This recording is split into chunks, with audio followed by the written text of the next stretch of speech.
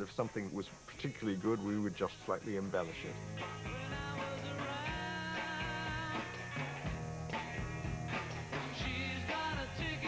We took all the material back, handed it to John Victor Smith, who was the editor, and said, you look at it fresh and put it together in whichever way you want.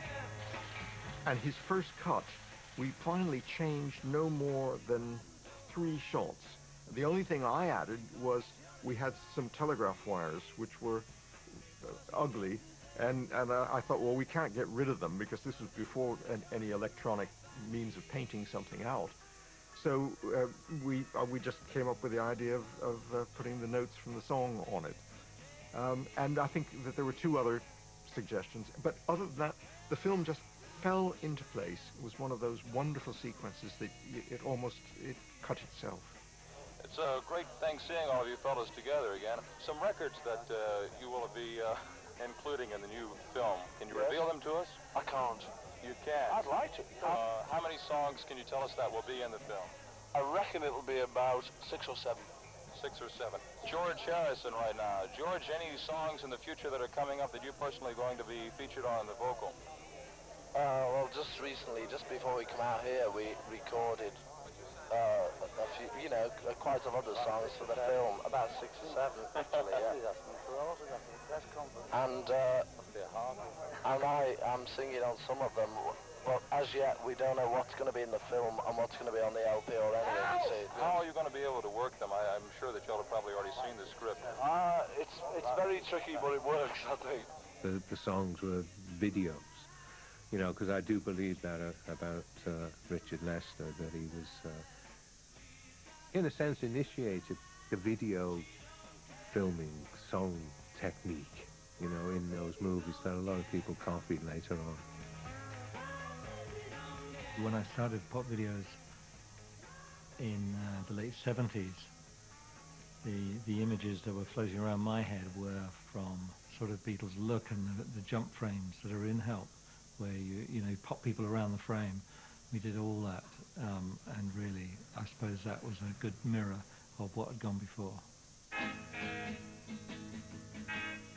With the musical numbers, again, we carried on the principle of that we started with Hard Day's Night, that some of the numbers would be them performing for reasons where they had to perform, whether in a studio, or even if that studio was taken out of doors and put onto Salisbury Plain for plot reasons. That was a performance. Then there were songs which they did where their images were placed next to the music. Maybe one of them would be performing live and the rest were acting it out. I gather that what happened was a lot of the time the track would only appear just the day before filming, and that explains a lot of things, because I'm sure Dick Lester, who could do things on the fly, and the Beatles, who would do things on the fly, became a lethal kind of combination of being creative without being literal. The fact that it released a kind of filmmaking to become available for a lot of pop music and how music is put on the screen ended at the end of Help. Sometime afterwards, I was sent a parchment scroll from MTV declaring that I was the father of MTV.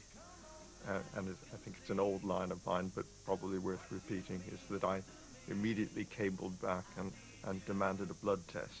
The way you'd come to conceptualize a video, they gave you the freedom to be able to express without worrying about going into territory that is uncharted.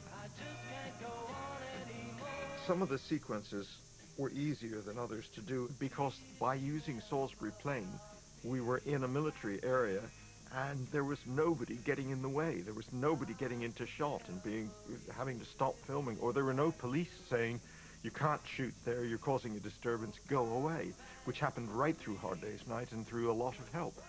So in that way, there was a wonderful relief to be able to go to a place and have everybody working for you as opposed to interfering. We need protection. We've got a record to do tomorrow. I need protection. And you shall have it. Get me protection. The Army loved it. They had a great time.